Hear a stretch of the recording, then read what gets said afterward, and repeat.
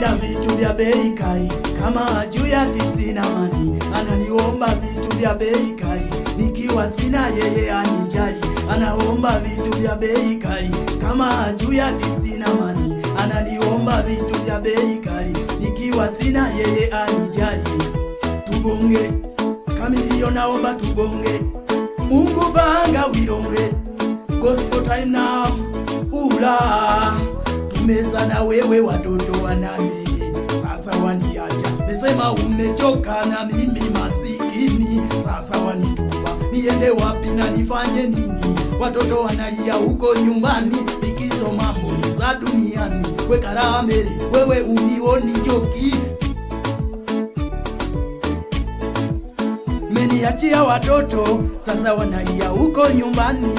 Joki, mimi niyo mpenzi, sinitupe eti sina mali. Tafadhali, hawa mapenzi, wako na pesa ila hawana mapenzi.